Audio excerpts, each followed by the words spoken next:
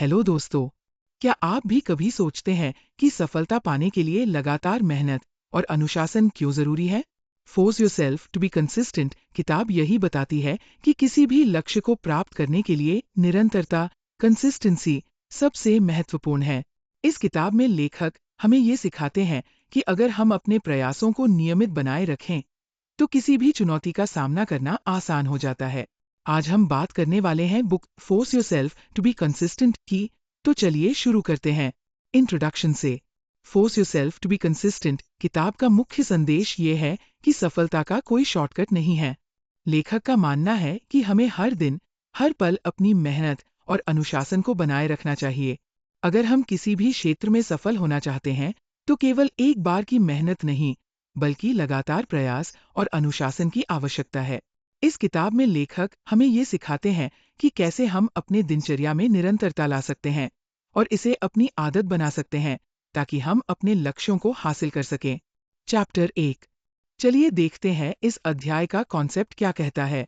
इस किताब में लेखक हमें ये बताते हैं कि किसी भी बड़े लक्ष्य को हासिल करने के लिए हमें छोटे-छोटे कदम लगातार उठाने होंगे। निरंतरता का मतलब केवल हर दिन कुछ करना नहीं है, बल्कि वो काम करने का तरीका है जो हमें हर दिन थोड़ा सा आगे बढ़ने में मदद करता है। लेखक का कहना है कि जब हम अपनी मेहनत को बिना थके, बिना रुके करते रहते हैं, तो हम धीरे धीरे अपनी सफलता की ओर बढ़ते हैं। चलिए इसको कुछ रियल टाइम उदाहरण से समझते हैं। मान लीजिए आप एक फिटनेस ट्रेनर बनना चाहते हैं। शुरुआत में आपको थोड़ा समय लगता है, लेकिन जब आप हर दिन नियमित रूप से अभ्यास करते हैं, तो धीरे धीरे आपकी फिटनेस बढ़ने लगती है। यही निरंतरता है, जो आपको हर दिन कुछ न कुछ बेहतर करने में मदद करती है। इसी तरह किसी भी लक्ष्य को प्राप्त करने के लिए हर दिन थोड़ा थोड़ा कदम बढ़ाना होता है। चलिए देखते हैं हम इन्हें कैसे अपने उपयोग में ला सकते हैं और कैसे प्रैक्टिस कर सकते हैं। हमारी दिनचर्या में निरंतरता को लाने के लिए सबसे पहले हमें अपनी आदतों को पहचानना होगा। हमें ये समझना होगा कि किसी भी काम में सफलता पाने के लिए हमें उसे नियमित रूप से करना होगा। अगर हम रोजाना 30 मिनट पढ़ाई या अभ्यास करते हैं, तो हमें ये आदत बना लेनी चाहिए कि हर दिन हम इसी समय पर कुछ सीखें। जब हम निरंतरता को अपनी आदत बना लेते हैं, तो परिणाम अपने आप आते हैं और देखते हैं इसका क्या रिजल्ट हो सकता है, ये भी जानना जरूरी है। जब हम लगातार मेहनत करते रहते हैं, तो हम धीरे धीरे अपने लक्ष्यों को प्राप्त करते हैं। निरंतरता से न केवल हमारी क्षमता बढ़ती है, बल्कि हमें मानसिक संतुलन भी मिलता है। हमें अपने प्रयासों का परिणाम देखने का समय मिलता है और ये हमें और अधिक प्रेरित करता है। इस अध्याय से हमें क्या सीख मिला, एक नज़र देखते हैं। इस अध्याय से हमें ये सीखने को मिलता है कि सफलता का कोई शॉर्टकट नहीं है, बल्कि ये निरंतरता के साथ कड़ी मेहनत करने से मिलती है। अगर हम नियमित रूप से अपने प्रयासों को जारी रखते हैं, तो हम किसी भी लक्ष्य को हासिल कर सकते हैं। कृपया कमेंट करके बताइए आपको कैसा लगा ये चैप्टर और आप क्या सोचते हैं इसके बारे में।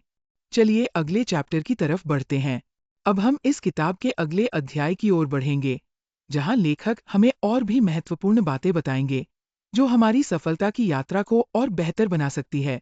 Chapter 2, building consistent habits. चलिए देखते हैं इस अध्याय का कॉन्सेप्ट क्या कहता है।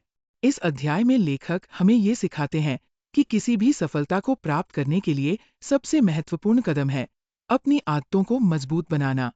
लेखक का मानना है कि जब हम अपने दैनिक कार्यों को नियमित रूप से करते हैं, तो ये आदतें हमें सफलता की दिशा में बढ़ने के लिए आत्म प्रेरित करती है।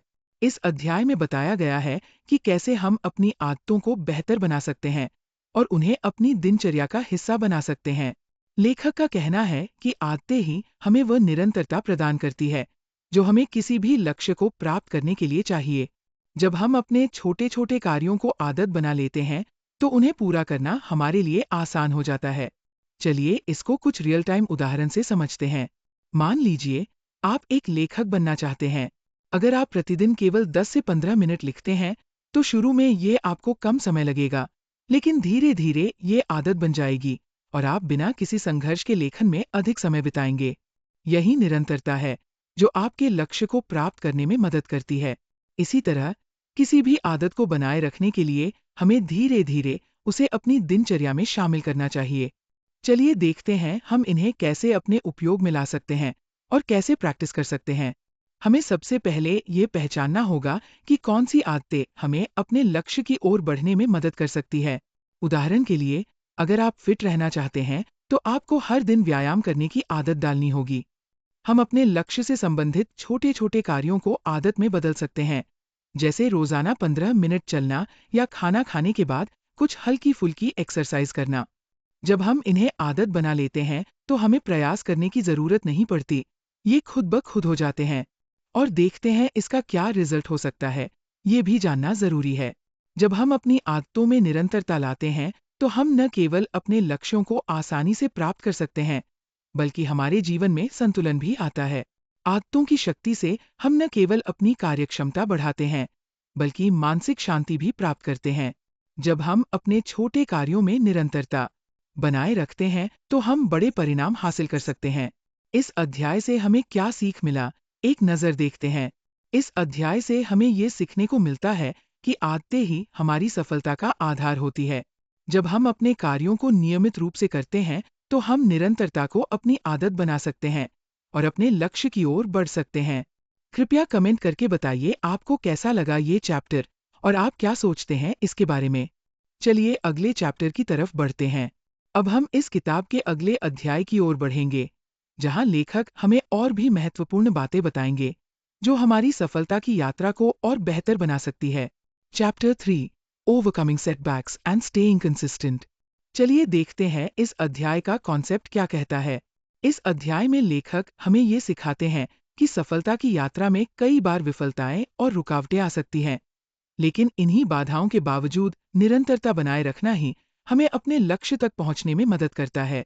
लेखक का कहना है कि सेटबैक्स, विफलताएं हमारे रास्ते में आएंगे, लेकिन अगर हम अपनी स्थिरता और निरंतरता बनाए रखते हैं, तो हम इनसे सीख सकते हैं और फिर से अपने प्रयासों को जारी रख सकते हैं। लेखक यह भी बताते हैं कि विफलताओं से निपटने का सबसे अच्छा तरीका है अपने कार्यों में सुधार लाना और उनके बारे में सकारात्मक दृष्टिकोण रखना। जब हम विफलता से निराश होने के बजाय उसे एक सीख के रूप में अपनाते हैं, तो हम आगे बढ़ने के लिए और अधिक प्रेरित होते हैं। चलिए इसको कुछ रियल टाइम उदाहरण से समझते हैं। मान लीजिए आप एक लेखक हैं और आपने अपनी पहली किताब प्रकाशित की है, लेकिन वह ज्यादा बिक नहीं पाई। यह विफलता आपके लिए एक बड़ा झटका हो सकता है। लेकिन अगर आप इस विफलता को स्वीकार करते हुए अपनी लेखन शैली में सुधार करते हैं और अगली किताब पर काम शुरू करते हैं, तो आप एक कदम और सफलता की ओर बढ़ते हैं। यही निरंतरता है। जब हम विफलताओं से घबराते नहीं हैं और उनका सामना करते हुए फिर से प्रयास करते हैं, तो हम सफलता की ओर एक कदम और बढ़ते हैं। चलिए देखते हैं हम इन्हें कैसे अपने उपयोग में ला सकते हैं और कैसे प्रैक्टिस कर सकते हैं। इसका मतलब ये है कि अगर हमें किसी कार्य में विफलता मिलती है, तो हमें उसे अपनी प्रेरणा और सीख का स्रोत बनाना चाहिए। अगर आप किसी नए कौशल को सीखने में विफल हो गए हैं, तो अपनी विफलता को पहचानें और यह जानें कि आप क्या सुधार सकते हैं। फिर अपनी रणनीतियों को बदलकर उस कार्य में फिर से प्रयास करें। निरंतरता बनाए रखते हुए हर विफलता को एक कदम आगे बढ़ने का मौका मानें और देखते हैं इसका क्या रिजल्ट हो सकता है, ये भी जानना जरूरी है। जब हम विफलताओं से घबराए बिना निरंतरता बनाए रखते हैं, तो ये हमें और मजबूत बनाता है। विफलता से सीखकर हम अपने प्रयासों में सुधार लाते हैं और यही हमें अपनी सफलता की ओर तेजी से बढ़ाता है। हम अधिक आत्मविश्वासी होते हैं और हर नई चुनौती को अपनाने के लिए तैयार रहते हैं। इस अध्याय से हमें क्या सीख मिला, एक नजर देखते हैं। इस अध्याय से हमें ये सीखने को मिलता है कि विफलताओं और रुकावटों के बावजूद हमें अपने प्रयासों में निरंतरता बनाए रखनी चाहिए। विफलताओं से सीखकर हम अपने प्रयासों को और बेहतर बना सकते हैं और आखिरकार सफलता प्राप्त कर सकते हैं। कृपया कमेंट करके बताइए आपको कैसा लगा ये चैप्टर और आप क्या सोचते हैं इसके बारे में। चलिए अगले चैप्टर की तरफ बढ़ते हैं। अब हम इस किताब के अगले अध्याय की ओर बढ़ेंगे, जहां लेखक हमें और भी महत्वपूर्ण बातें बताएंगे, जो हमारी सफलता की यात्रा को और बेहतर बना सकती है। Chapter 4, mastering the power of small wins. चलिए देखते हैं इस अध्याय का कॉन्सेप्ट क्या कहता है। इस अध्याय में लेखक हमें ये सिखाते हैं कि सफलता केवल बड़े लक्ष्यों को प्राप्त करने से नहीं आती, बल्कि छोटे छोटे कदमों और उपलब्धियों से आती है। छोटे छोटे जीत, स्मॉल विन्स, हमें आगे बढ़ने की प्रेरणा देती है और हमें ये महसूस होता है कि हम सही रास्ते पर हैं। लेखक का कहना है कि जब हम छोटे लक्ष्यों को हासिल करते हैं तो ये हमारी आत्मविश्वास को बढ़ाता है और हमें बड़े लक्ष्यों के लिए तैयार करता है। लेखक का मानना है कि जब हम छोटे कार्यों में सफलता पाते हैं तो ये हमें अगले बड़े कार्यों के लिए प्रेरित करता है। ये प्रक्रिया हमें निरंतरता बनाए रखने में मदद करती है और हमें अपने लक्ष्य तक पहुंचने के लिए मानसिक रूप से तैयार करती है। चलिए इसको कुछ रियल टाइम उदाहरण से समझते हैं। मान लीजिए आप एक फिटनेस गोल तय करते हैं, जैसे कि 5 किलो वजन घटाना। अगर आप रोजाना 15 से 20 मिनट का व्यायाम करते हैं, तो शुरू में आपको इसका कोई बड़ा परिणाम नहीं दिखेगा। लेकिन जैसे जैसे आप छोटे छोटे लक्ष्य जैसे कि हर दिन 1 किलो वजन कम करने का प्रयास करते हैं, आपको धीरे धीरे छोटे बदलाव दिखने लगते हैं। ये छोटे बदलाव आपको मोटिवेट करते हैं और आगे बढ़ने के लिए प्रेरित करते हैं। यही छोटे जीते हैं जो अंततः बड़े लक्ष्यों को हासिल करने में मदद करती है।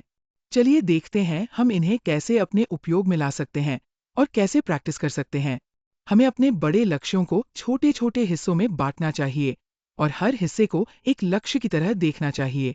जैसे अगर आप कोई नया कौशल सीखना चाहते हैं तो इसे छोटे भागों में बांटकर हर दिन एक छोटा कदम बढ़ाएं। जब आप एक छोटा लक्ष्य पूरा करते हैं तो यह आपके आत्मविश्वास को बढ़ाता है और अगले बड़े लक्ष्य के लिए आपको प्रेरित करता है। और देखते हैं इसका क्या रिजल्ट हो सकता है, ये भी जानना जरूरी है। जब हम छोटे छोटे लक्ष्यों को हासिल करते हैं तो हमें आत्मसंतुष्टि मिलती है और हम अपने बड़े लक्ष्यों के प्रति ज्यादा प्रेरित महसूस करते हैं। ये छोटे कदम हमें मानसिक शांति और संतुलन भी देते हैं, क्योंकि हम महसूस करते हैं कि हम सही दिशा में बढ़ रहे हैं। इस अध्याय से हमें क्या सीख मिला, एक नजर देखते हैं। इस अध्याय से हमें यह सीखने को मिलता है कि सफलता की शुरुआत छोटे छोटे कदमों से होती है। जब हम छोटे लक्ष्य हासिल करते हैं तो ये हमें बड़े लक्ष्यों के लिए मानसिक रूप से तैयार करता है और हमें निरंतरता बनाए रखने की प्रेरणा देता है। कृपया कमेंट करके बताइए आपको कैसा लगा ये चैप्टर और आप क्या सोचते हैं इसके बारे में। चलिए अगले चैप्टर की तरफ बढ़ते हैं। अब हम इस किताब के अगले अध्याय की ओर बढ़ेंगे, जहां लेखक हमें और भी महत्वपूर्ण बातें बताएंगे जो हमारी सफलता की यात्रा को और बेहतर बना सकती है। Chapter 5, the power of accountability. चलिए देखते हैं इस अध्याय का कॉन्सेप्ट क्या कहता है। इस अध्याय में लेखक हमें ये सिखाते हैं कि किसी भी लक्ष्य को प्राप्त करने के लिए जिम्मेदारी, अकाउंटेबिलिटी महत्वपूर्ण भूमिका निभाती है। जब हम अपने कार्यों के लिए खुद को जिम्मेदार ठहराते हैं तो हम उन कार्यों को पूरा करने के लिए अधिक प्रेरित होते हैं। लेखक का कहना है कि जब हमारे पास किसी और को जवाबदेह बनाने का दबाव होता है तो हम अधिक गंभीरता से अपने लक्ष्य पर काम करते हैं और समय का सही उपयोग करते हैं।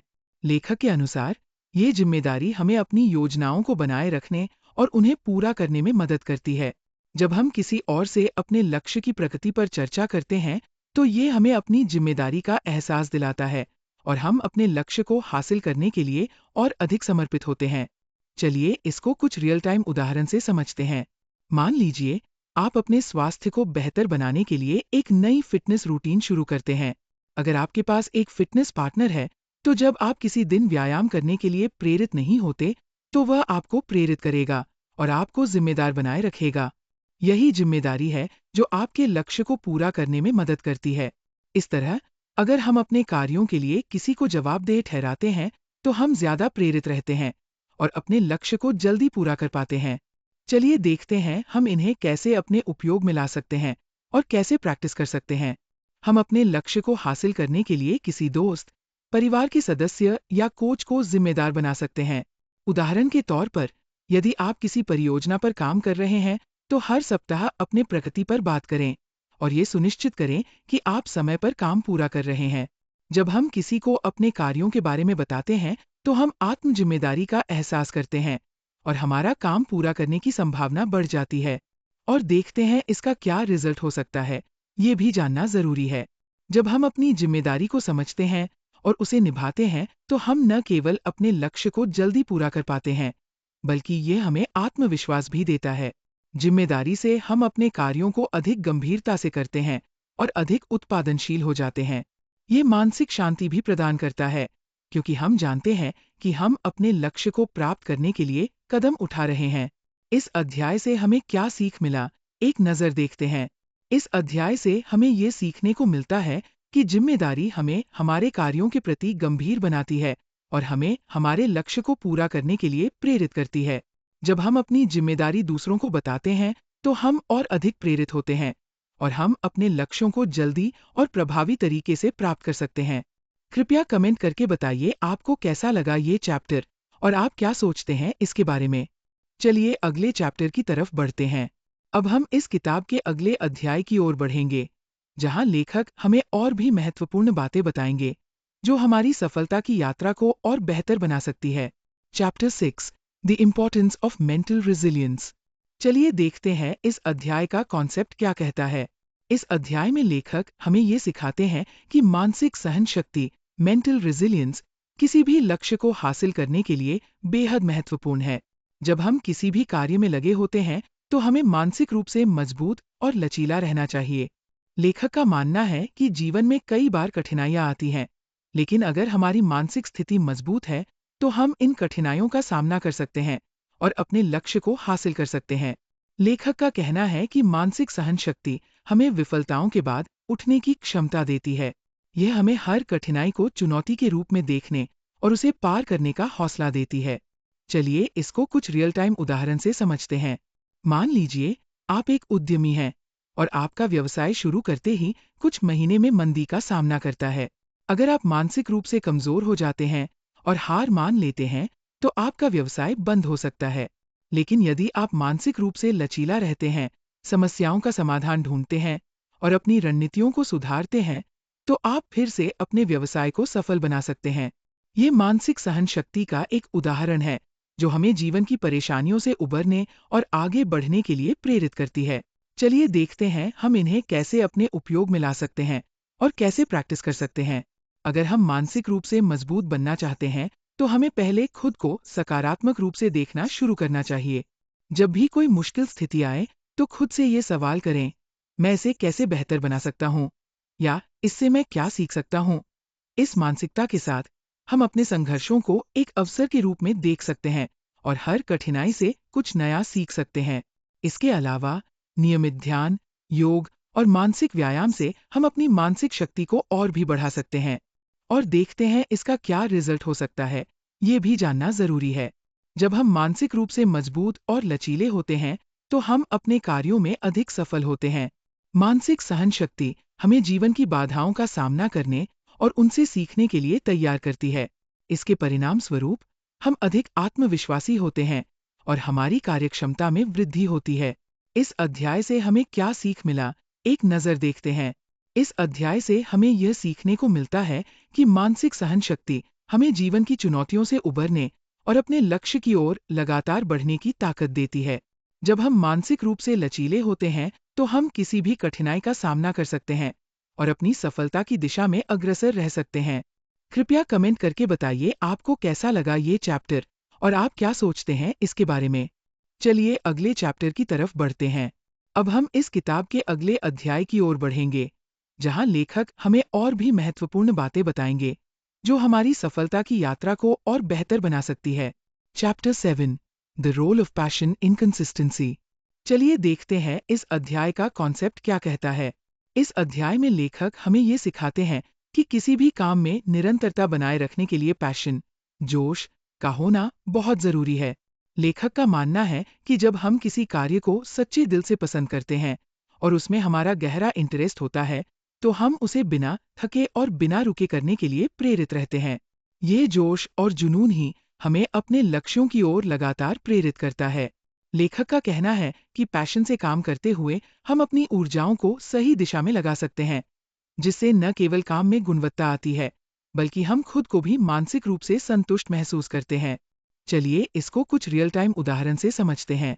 मान लीजिए आप एक संगीतकार हैं और आपके पास संगीत सीखने के लिए समय की कमी है, लेकिन आपका जुनून आपको लगातार प्रेरित करता है। आपके अंदर का जोश और प्यार ही आपको हर दिन अभ्यास करने के लिए प्रेरित करता है। जब आप इसे एक काम के रूप में नहीं, बल्कि एक जुनून के रूप में करते हैं, तो ये निरंतरता बनाए रखना आसान हो जाता है। यही वह शक्ति है जो किसी भी कार्य में सफलता पाने के लिए जरूरी होती है। चलिए देखते हैं हम इन्हें कैसे अपने उपयोग में ला सकते हैं और कैसे प्रैक्टिस कर सकते हैं। हमारी निरंतरता को बनाए रखने के लिए हमें अपने कार्यों से प्यार करना और उन्हें एक जुनून के रूप में अपनाना चाहिए। जैसे अगर आप फिटनेस को लेकर समर्पित हैं, तो इसे एक आदत और जुनून की तरह बनाएं। इसके लिए आप अपने लक्ष्य को छोटे-छोटे हिस्सों में बांट सकते हैं, जैसे हर हफ्ते अपनी फिटनेस के बारे में छोटी उपलब्धियां तय करना। इससे आपको अपनी यात्रा में रुचि बनी रहती है और आप निरंतर अपनी प्रगति पर ध्यान केंद्रित कर सकते हैं। और देखते हैं इसका क्या रिजल्ट हो सकता है, ये भी जानना जरूरी है। जब हम अपने काम में पैशन, जोश रखते हैं, तो हम न केवल सफलता हासिल करते हैं, बल्कि हमें मानसिक शांति और संतुष्टि भी मिलती है। हम अपनी पूरी ऊर्जा उस काम में लगा सकते हैं और जो हम चाहते हैं उसे पा सकते हैं। जो काम हम पसंद करते हैं, उसमें हमें निरंतरता बनाए रखना आसान हो जाता है और हमें सफलता की ओर मार्गदर्शन मिलता है। इस अध्याय से हमें क्या सीख मिला, एक नज़र देखते हैं।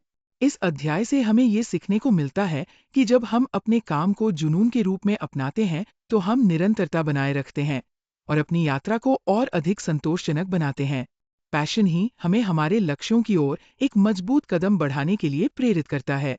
कृपया कमेंट करके बताइए आपको कैसा लगा ये चैप्टर और आप क्या सोचते हैं इसके बारे में। चलिए अगले चैप्टर की तरफ बढ़ते हैं। अब हम इस किताब के अगले अध्याय की ओर बढ़ेंगे, जहां लेखक हमें और भी महत्वपूर्ण बातें बताएंगे, जो हमारी सफलता की यात्रा को और बेहतर बना सकती है। Chapter 8, avoiding perfectionism to maintain consistency. चलिए देखते हैं इस अध्याय का कॉन्सेप्ट क्या कहता है। इस अध्याय में लेखक हमें ये सिखाते हैं कि सफलता पाने के रास्ते में परफेक्शनिज्म एक बड़ी बाधा बन सकता है। जब हम हर काम को बिल्कुल परफेक्ट बनाने की कोशिश करते हैं, तो हम अपने लक्ष्यों से भटक जाते हैं और अपना समय बर्बाद करते हैं। लेखक का कहना है कि परफेक्ट बनने की बजाय हमें अपने काम को अच्छे तरीके से और समय पर पूरा करने पर ध्यान देना चाहिए। लेखक का मानना है कि निरंतरता, कंसिस्टेंसी तब तक सफल नहीं हो सकती जब तक हम परफेक्शन की उम्मीद करते हैं। हमें समझना चाहिए कि कोई भी काम हमेशा परफेक्ट नहीं हो सकता, लेकिन जब हम उसे समय पर और सही तरीके से करते हैं, तो हम उसमें निरंतर सुधार ला सकते हैं। चलिए इसको कुछ रियल टाइम उदाहरण से समझते हैं। मान लीजिए आप एक लेखक हैं और अपनी किताब लिखने का प्रयास कर रहे हैं। आप बार बार अपने लेखन को सही करने में लगे रहते हैं और इसे परफेक्ट बनाने की कोशिश करते हैं। इस प्रक्रिया में आपको बहुत समय लग सकता है और आप अंततः अपनी किताब पूरी नहीं कर पाते। लेकिन अगर आप परफेक्शन की बजाय बस हर दिन कुछ लिखने की आदत डालते हैं, तो आप जल्दी ही अपनी किताब पूरी कर सकते हैं और बाद में उसे सुधार सकते हैं। ये उदाहरण ये दिखाता है कि परफेक्शनिज्म के बजाय निरंतरता पर ध्यान देना बेहतर होता है। चलिए देखते हैं हम इन्हें कैसे अपने उपयोग में ला सकते हैं और कैसे प्रैक्टिस कर सकते हैं। अगर हम परफेक्शनिज्म से बचने की कोशिश करना चाहते हैं, तो सबसे पहले हमें ये समझना चाहिए कि हर कार्य में सुधार की गुंजाइश होती है। हमें हर दिन थोड़ा थोड़ा काम करते रहना चाहिए और अपने प्रयासों को निरंतर बेहतर बनाना चाहिए। उदाहरण के लिए, अगर आप अपनी फिटनेस पर काम कर रहे हैं, तो हर दिन थोड़ा व्यायाम करें और परिणाम पर ध्यान देने के बजाय अपने प्रयासों को बनाए रखें। धीरे धीरे आपकी फिटनेस में सुधार आएगा, लेकिन परफेक्शन की चिंता करने की बजाय आप निरंतरता पर ध्यान देंगे और देखते हैं इसका क्या रिजल्ट हो सकता है, ये भी जानना जरूरी है। जब हम परफेक्शनिज्म को छोड़कर निरंतरता पर ध्यान केंद्रित करते हैं, तो हम अपने लक्ष्यों को जल्दी और प्रभावी तरीके से हासिल कर सकते हैं। इससे न केवल हमारी उत्पादकता बढ़ती है, बल्कि मानसिक शांति भी मिलती है, क्योंकि हम खुद पर किसी परफेक्ट परिणाम की उम्मीद नहीं रखते हैं। इस अध्याय से हमें क्या सीख मिला, एक नज़र देखते हैं। इस अध्याय से हमें ये सीखने को मिलता है कि परफेक्शनिज्म से बचकर निरंतरता पर ध्यान देना जरूरी है। जब हम हर काम में सुधार करते जाते हैं और उसे समय पर करते हैं, तो हम अपनी सफलता की ओर अधिक प्रभावी तरीके से बढ़ सकते हैं। कृपया कमेंट करके बताइए आपको कैसा लगा ये चैप्टर और आप क्या सोचते हैं इसके बारे में। चलिए अगले चैप्टर की तरफ बढ़ते हैं। अब हम इस किताब के अगले अध्याय की ओर बढ़ेंगे, जहां लेखक हमें और भी महत्वपूर्ण बातें बताएंगे, जो हमारी सफलता की यात्रा को और बेहतर बना सकती है। Book summary of force yourself to be consistent. Force yourself to be consistent किताब हमें ये सिखाती है कि सफलता का कोई शॉर्टकट नहीं होता। लेखक P.N. पर्रिस का मानना है कि किसी भी बड़े लक्ष्य को प्राप्त करने के लिए निरंतरता, कंसिस्टेंसी सबसे महत्वपूर्ण है। जब हम किसी कार्य में नियमित रूप से प्रयास करते हैं, तो हम धीरे धीरे सफलता की ओर बढ़ते हैं। ये किताब हमें ये सिखाती है कि अगर हम अपने प्रयासों को स्थिर और लगातार बनाए रखें, तो हम किसी भी कार्य में महारत हासिल कर सकते हैं। लेखक ने इस किताब में ये बताया है कि निरंतरता के बिना कोई भी बड़ा काम पूरा नहीं हो सकता। चाहे वो कोई नया कौशल सीखना हो, फिटनेस को बढ़ाना हो या फिर किसी व्यवसाय को सफल बनाना हो, सभी में निरंतर प्रयास और नियमित कार्य की आवश्यकता होती है।